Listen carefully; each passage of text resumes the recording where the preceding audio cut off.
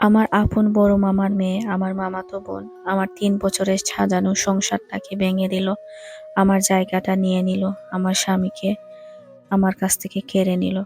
আমার স্বামী ছিলেন একজন প্রবাসী। আসসালামু আলাইকুম। আমি আজকে আপনাদের সাথে একটি স্টোরি শেয়ার করতেছি।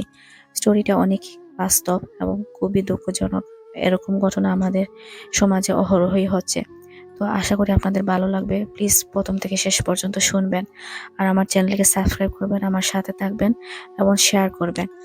আমার স্বামী ছিলেন একজন প্রবাসী। উনি আমেরিকা প্রবাসী ছিলেন। আমার ছোটবেলা থেকে কেন জানি প্রবাসীর প্রতি আমার একটি আকর্ষণ ছিল। আমার খুবই মায়া হতো ওদের জন্য যে ওনারা প্রবাসী, ওনারা অত কিছু স্যাক্রিফাইস করে ওনারা প্রবাসে থাকেন কষ্ট করে। আমি যদি বিয়ে হয় কোনোদিন তাহলে প্রবাসীকে বিয়ে করব। কিন্তু কে ভাই জানতো আমার এই কথাটাই সত্যি হবে। যাই হোক, আমার অনেক ভালো একটি প্রস্তাব আসলো আমেরিকান এক প্রবাসীর সাথে। অনেক খোঁজ খবর নিয়ে আমার আব্বু আম্মু রাজি হন, সবকিছুই ভালো ছিল। আমার স্বামীও ছিলেন একজন নম্র ভদ্র মানুষ। সবাই বলল যে ছেলেটা খুবই ভালো। তখন আমাদের বিয়েটা হয়ে যায়। আমাদের বিয়েটা অনেক ধুমধামে হয়ে যায়। অনেক মজা করেছেন সবাই। খুবই বড় একটি প্রোগ্রাম হয়ে আমাকে ওনারা বাড়িতে নিয়ে আসেন। আমার বিয়ের পরে আমার মামাতো বোন সমবয়সী ছিল। আমার জীবনের সবচেয়ে বেস্ট ফ্রেন্ড। সবকিছুই আমরা একসাথে শেয়ার করতাম, সবকিছু গল্প করতাম, কিভাবে প্ল্যানিং সবকিছু আমাদের ওর সাথে হতো। তো ওর বিয়ের পর থেকেই আমার বাড়িতে আসা শুরু করলো। আমার হাজবেন্ডকে ফেসবুকে অ্যাড দিল, হোয়াটসঅ্যাপে অ্যাড দিল, ইমোতে ওরা কথা বলতে লাগলো। আমার সামনেও অনেকদিন কথা বলেছে। আমাকে সামনে ওরা ঠাট্টা হাসাহাসি করেছে, মজা করেছে। আমরা যখন বাইরে যেতাম ওই বাইরে আমাদের সাথে যেত। আমার হাজবেন্ড বলতো ওকে নিয়ে আসো, ও থাকলে ভালো হবে, আরো মজা হবে। তো এরকম তখন আমি বিষয়টা প্রথমে এত পাত্তা দিইনি, বললাম শালি দুলাভাইয়ের তো সম্পর্ক এরকমই হয়, আর ও তো আমার বেস্ট ফ্রেন্ড, না হোক না একটু মজা করুক। অনেকদিনও আমার বাসায় এসেছে। অনেকদিন বাসায় আসার কারণে অনেকদিন আমার বাসায় থেকেছে। এমনকি আমি কোথাও দাওয়াত গেলে ও আসতো আমার সাথে। যাই হোক, ওদের সম্পর্কটা এভাবে চলতেই লাগলো। আমার হাজবেন্ড বিয়ের পর মাত্র 2 মাস থেকেছেন। এই 2 মাসের মধ্যে কতবার যে ওদের কথা হয়েছে এটা আমি বুঝতে পারিনি। আমার সামনে যা হতো ও আমি দেখতাম, আর ও আমার আড়ালে ওনারা অনেক কথা বলতেন। তখন মাঝে মধ্যে হাজবেন্ড ওয়াইফের না একটু মন কষাকষি হলে তখন আমার মামাতো বোন কেন জানি জেনে যেত। আমার হাজবেন্ড শেয়ার করতেন, ও জেনে যেত। ও আমাকে অ্যাডভাইস দিত, হাজবেন্ডরা এমন করে, প্রবাসী স্বামী পেয়েছিস, ওকে ওকে অনেক আদর করে, এসব করিস না। এরকম সবকিছুতে দেখলাম যে ও ইন্টারফেয়ার করতে লাগলো। তখন আমার হাজবেন্ড চলে যান। চলে যাওয়ার পর ওনারা ওই সময়টাতে আমাকে তো সময় একটু কম দেন উনি, আর যতটা সময় আমাকে না দেন আমার মামাতো বোনকে দিতে লাগলেন। সেটা আমি কিছুই জানি না। তখন আমার শাশুড়ি একটু সন্দেহ হয়েছিল। উনি বলেন যে তোমার মামাতো বোনটা একটু বেশি করে ফেলে, এত দুলাভাইয়ের সাথে এত হাসাহাসি, এত মেলামেশা আমার ভালো লাগে না, তুমি একটু সাবধানে থেকো। তখন আমি অনেক সহজ সরল মনের ছিলাম। আমি আমার শাশুড়িকে উল্টো খারাপ ভাবতে লাগলাম যে উনি কেন এমন বলেন, ও তো আমার বেস্ট ফ্রেন্ড, ও আমি জানি ও এরকম না। দুলাভাইয়ের সাথে কথা বলেছে তো কি হয়েছে, শালি দুলাভাইয়ের তো সম্পর্ক এরকমই হয়। কিন্তু কে জানতো সেটাই আমার ভবিষ্যতে গিয়ে আমার জন্য কাল হয়ে যাবে। উনি আমার হাজবেন্ড 2 বছর পর আসলেন, বিয়ের 2 বছর পর বাড়িতে আবার আসলেন। এই 2 বছরের ভিতরে উনি আর আসেননি।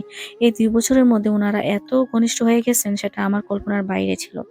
এই 2 বছরের মধ্যে আমার শাশুড়ি বলার পর আমার অনেকদিন সন্দেহ হয়েছে। কেন জানি আমার সবকিছুই আমার মামাতো বোন জানতো। আমি কি রান্না করেছি আমার সাথে কথা বলতো, তারপর আমার হাজবেন্ডের সাথে শেয়ার করতো। তখন আমি বলার আগে আমার হাজবেন্ড সবকিছু জেনে যেতেন। তখন আমি অনেকবার আমার মামাতো বোনকে জিজ্ঞেস করেছিলাম যে তুই এত কথা কি বলিস আমার হাজবেন্ডের সাথে। তখন ওরা দুজন মিলে আমাকে এমনভাবে বুঝালো যে ওরা আসলে শালী দুলাভাই। তখন আমি আসলে সহজ সরল মন, আমি তো সবকিছু অ্যাকসেপ্ট করে নিয়েছিলাম। যাই হোক, আমার হাজবেন্ড আবারও আসলেন। 2 বছর পর আসলেন। এখন তখনই উনি আসলেন 2 মাসের জন্য। আসার পরের দিন উনি শুরু করলেন যে আমার বাবার বাড়ির সবাইকে দাওয়াত করবেন, এমনকি আমার মামার বাড়ির সবাইকে দাওয়াত করবেন। তখন আমি, ওনার তো খুশি মতে উনি বলতেছেন, আমি উনাকে খুশি করার জন্য সবাইকে দাওয়াত দিলাম। অনেক বড় একটি অনুষ্ঠান করলাম, আমি দাওয়াত করলাম। ওনারা সবাই আসলেন, 2 দিন থেকে গেলেন। সাথে আমার মামাতো বোনটাও আসলো। আমি দেখলাম যে আমার জামাই আমার সাথে না বসে আমার মামাতো বোনের সাথে একটু বেশি ঘনিষ্ঠ হতে চাচ্ছেন, লুকিয়ে লুকিয়ে কথা বলতেছেন। আমি নোটিস করলাম যে উনি আমার কাছ থেকে সরে যাচ্ছেন, আমাকে সময় দিচ্ছেন না।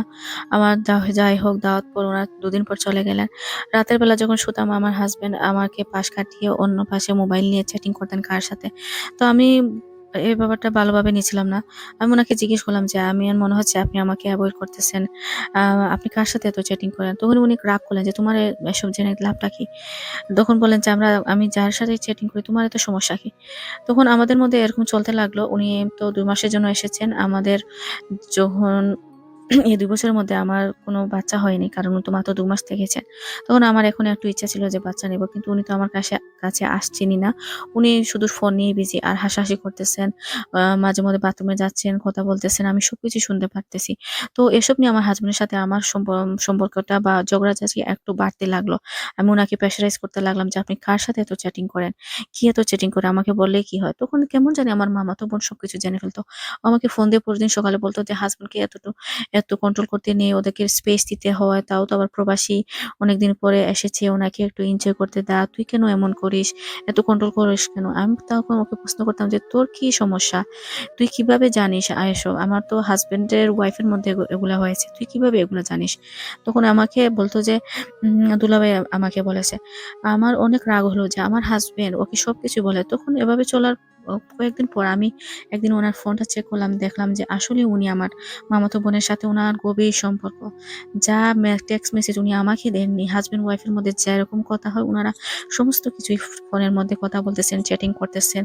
এমনকি উনারা ভিডিও কলে কথা বলেছেন, একজন আরেকজনের ছবি শেয়ার করেছেন। আমি কি করিনি এই মামাতো বোনের জন্য? আমার হাসব্যান্ড যখনই আমাকে টাকা পাঠাতো, আমি সবকিছু আমার মামাতো বোনকে নিয়ে বাজারে যেতাম। ওকে আমি কিনে দিতাম। অনেক গিফট আমার হাসব্যান্ড দিয়েছেন আমাকে। সত্যি কথা আমি মিথ্যে বলব না। কিন্তু উনি ডাবল গিফট দিতেন। এখন আমি বুঝতে পারতেছি যে উনি কেন দিতেন। আমি ওকে আমার মামাতো বোনকে নিয়ে দিতাম যে এতগুলা গিফট রেখে আমি কি করব? মেকআপ বা অনেক কাপড়-চোপড় সবকিছু আমি ওকেই দিতাম, শেয়ার করতাম।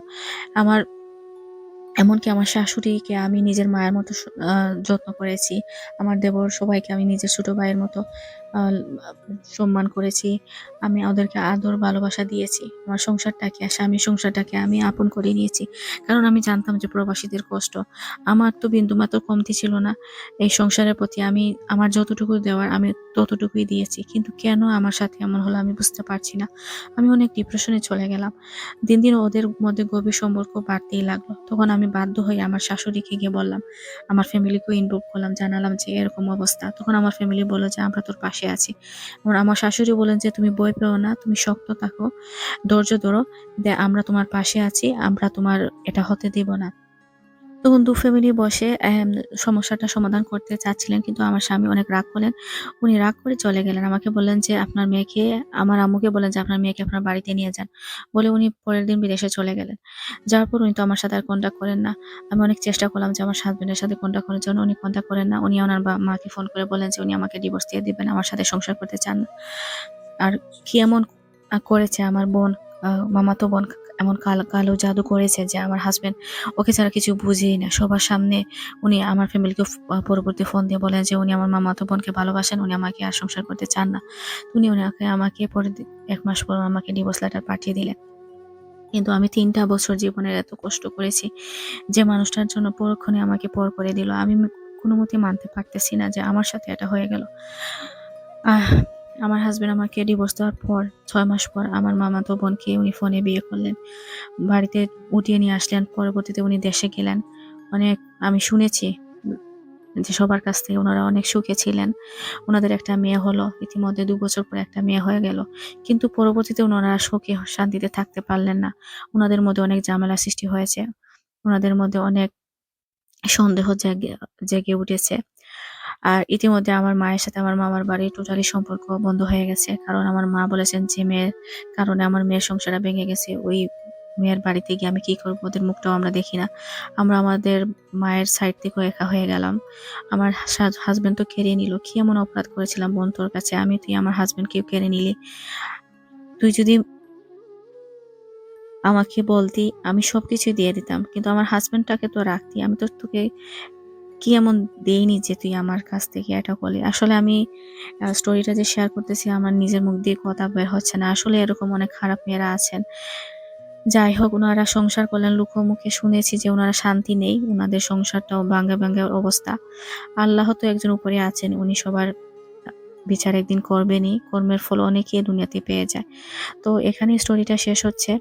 আর ইতিমধ্যে কিন্তু আমার ফ্যামিলি থেকে অনেক বিয়ের প্রস্তাব নিয়ে এসেছিলেন অনেকে, কিন্তু আমি বিয়ে করতে এখনো সাহস পাই না। আমি আমার হাসব্যান্ডকে বলতে পারিনি। আর আমার সাথে যা হয়েছে যদি আবারও তাই হয়, আর কিন্তু ঠিকই কিন্তু ওই মেয়েটা সুখে আমার হাসব্যান্ডকে কেড়ে নিয়ে সংসারটা করতেছে। তো এরকম মেয়েদের কাছ থেকে আপনাদের সবাই সাবধান থাকবেন। আর বউদেরকে বলব, শালী হোক, আপনার বোন হোক, মামাতো বোন হোক বা ইভেন চাচাতো বোন হোক, স্বামীর সাথে মিশতে দেবেন না, এমনকি বান্ধবী। যুগটা অনেক খারাপ। অনেক মেয়েরাই কিন্তু এই সুযোগের সন্ধানে থাকে যে কিভাবে টাকাওয়ালা মানুষ পেলে ওইটাকে ছিনিয়ে নেবে। এরকম ইসলামের দৃষ্টিতেও ঠিক না এবং সমাজেও এটা ভালো না। তো আপনারা সাবধান থাকবেন, স্বামীকেও তেমন এমন আম আ মেলামেশা করতে দেবেন না মেয়েদের সাথে। আর স্বামীদেরকেও বলব, আপনারা কেন শালীদের প্রতি আপনাদের আকর্ষণ চলে যায়? যাকে বিয়ে করেছেন ওই মেয়েটা তো সবকিছু ছেড়ে আপনাদের কাছে এসেছে। আপনারা কি পারেন না একটু আল্লাহর ভয় পেয়েও মেয়েদেরকে একটু শান্তি সম্মান দিতে? যাকে পেয়েছেন তাকে নিয়ে সংসারটা করতে? আপনারা কেন পরনারীতে আসক্ত হয়ে যান? শুধু তো বলবেন যে মেয়েরা সেজেগুজে থাকে না সেজন্য। এটাই কি আসল আম আম কারণ? আপনারা তো একটু স্যাক্রিফাইস করতে পারেন। মেয়েরা যখন স্যাক্রিফাইস করে আপনারা কেন স্যাক্রিফাইস করেন না? তো যাই হোক, আমার স্টোরিটি এখানে শেষ হয়েছে। আপনাদের ভালো লাগে থাকলে লাইক, শেয়ার এবং কমেন্ট করবেন। অবশ্যই আমার চ্যানেলটিকে সাবস্ক্রাইব করে রাখবেন। ধন্যবাদ সবাইকে। দেখা হবে পরবর্তী কোনো গল্প নিয়ে। আল্লাহ হাফেজ।